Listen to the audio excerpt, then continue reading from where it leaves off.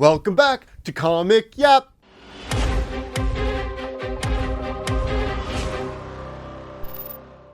Season 2 is finally here.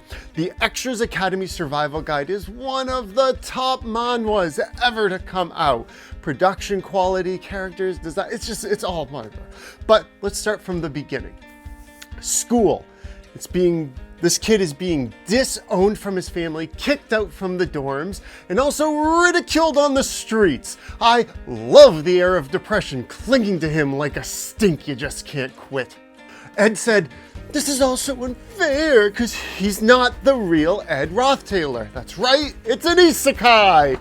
This is another getting sucked into a video game manhwa, and this image is so good. It has so many layers. Ed complains that instead of possessing the body of a great hero or main character, he ends up as a third-rate villain. And then he has a breakdown in public, no less, and they let him know that his body's previous owner was a real jerk. And because it's a video game, status screen time! This makes a lot of sense to have one. And just like other games, we have no real clue as to how strong the numbers make him. Just kidding, he says he's weaker than an NPC farmer. Turns out he's incredibly weak in all facets. Now Ed remembers that when you beat the game, you get to find out what had happened to the original Ed. And it's that he became a beggar. Haha, look at him on the street. Please, poor, homes for the poor. Also, notice that they have these names here. Those are very specific. Do you happen to recognize anyone famous among them? No time to stress over what's already happened. Ed steals his resolve to not end up begging on the streets. We get some location explanations as we'll be spending all our time here. Ed has wandered into the forest, somewhat near the school, and recollects that even though his family has disowned him, the school has yet to expel him. No, rather he just doesn't have a place to live. Yet. We learn a bit about the school, and then Ed says that the most important thing he can focus on is simply graduating now that he's stuck in this world, and if he graduates, just graduates, a lifetime of riches await him. Ed realizes that his most pressing problem is the tuition fee and is inspired to get a scholarship, but then remembers his stats and gets flustered. Then he realizes he needs to live in the woods and no one likes him. He has nowhere else to go. Thankfully, there's a stream nearby and hopefully some food he can wrangle. His next goal is to get in shape. Ed, the character, has some talent in magic and he starts using it to craft shelter, but laments his weak constitution that can't handle just 15 trees. He finds himself starving after using mana and he decides to eat tree bark to fill his belly. I love how resourceful he is in using this decorative cup as a pot for boiling. And yes, don't look too closely. I'm sure it's delicious. Or maybe not. We make it to day 3, and Ed is looking like a zombie from another manhwa that we'll do later. He laments his grandfather's teachings about bark eating and swears to never eat wood again. Instead, he works hard to make his first shelter, and upon creating it, he gets a notification and becomes a novice craftsman. Still a game, but he's so hungry that it doesn't even make him happy to see that he's growing. Ed uses his newfound skill to create a harpoon. It's clear the hunger is affecting his brain. I can only imagine you're just like walking along in a trail and you look over and you just see someone going with a spear.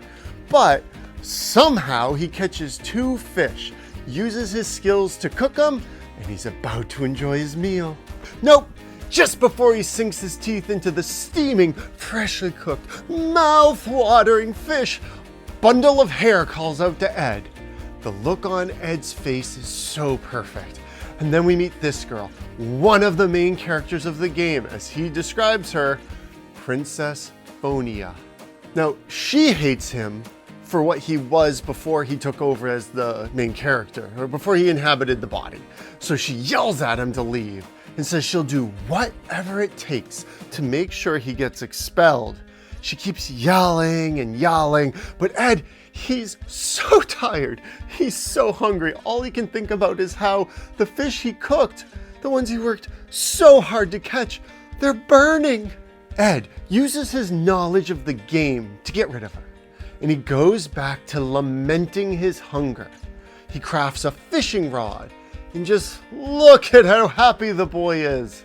This manhwa spends all of its time, like I said, at the school or with the students of the school, just in the school grounds. And this is his first day.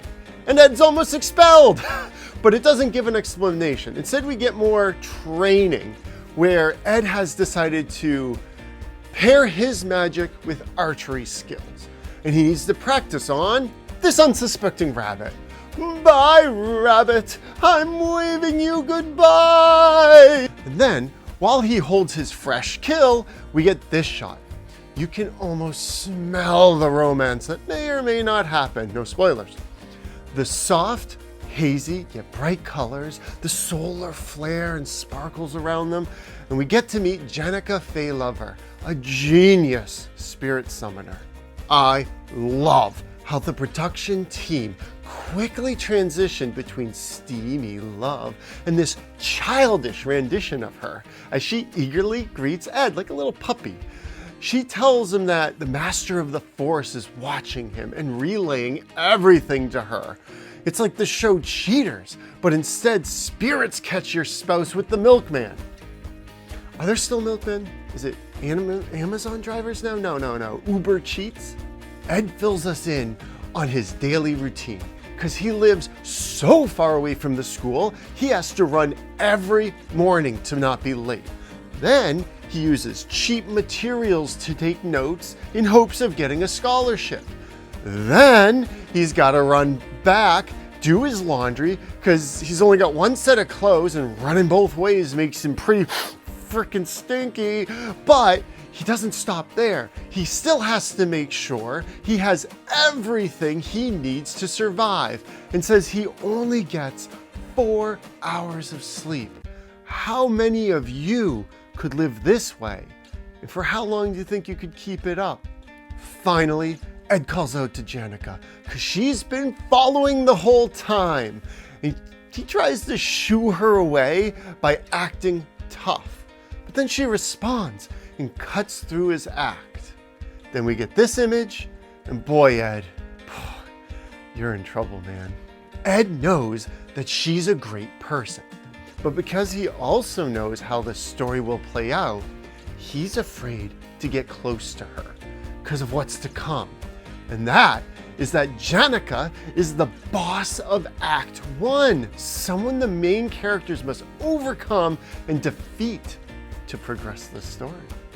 Ed successfully gets rid of Jenica and goes back to his shelter, only to find something that terrifies him even more than her.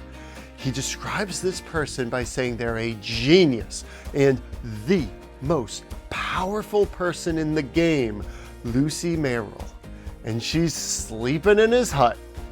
To avoid changing the storyline, Ed avoids Lucy and goes into his first big quest, combat training. We get a bit of explanation as to what's happening when Jenica runs up to Ed and tries to hand him the match list. But Ed feigns apathy until he's hit with the realization that he's already changing the storyline just by not being expelled. And his first match is going to be against the princess. The battle starts with some intense dialogue. The princess is confused by Ed's sudden and dramatic change in character. She starts her inner monologuing about how this battle will help her better understand Ed, who he is, and bring conclusion as they battle it out on the stage. Nope, Ed just takes it on the chin and goes flying. Look at her expression here. Everything she had just built up inside herself about what this was going to be like, poof, it's gone as Ed falls to the floor. After a bit of back and forth with the princess, who wants to confront Ed for his loss, Ed takes the initiative to tell her basically that she's worth it and should take time for her to realize that for herself. And it really moves her to hear something so genuine for the first time in her very rough life. The life of a princess in this world is not roses but thorns. Also, this is a harem manhwa, but a good one. Fan service! But it's to convey that after all these daily trials he's been put through, his stats and physique have grown. Also, Janica loves peeping at Ed. There are a lot of great manhwas out there. You know, like all the other ones I've yapped about. But this one hits different. It's all about the characters, the growth, the warmth, the struggles, the betrayals. Everything is so meticulously calculated in what and how the story is conveyed that I never tire from reading it. I'm going to stop here and leave you with Janica warmly smiling as she makes Ed her first real friend. I don't want to tell you any more of this story because you simply have to read it for yourself. Ed grows, struggles, there are battles, tears, but in the end, there's just warmth that envelops these characters, and Ed is at the heart of it all. I give the Extras Academy Survival Guide 7 smiling Janicas out of 5. It's never too late to change for the better. Give it a try. Who knows? You might even surprise yourself. Cheers.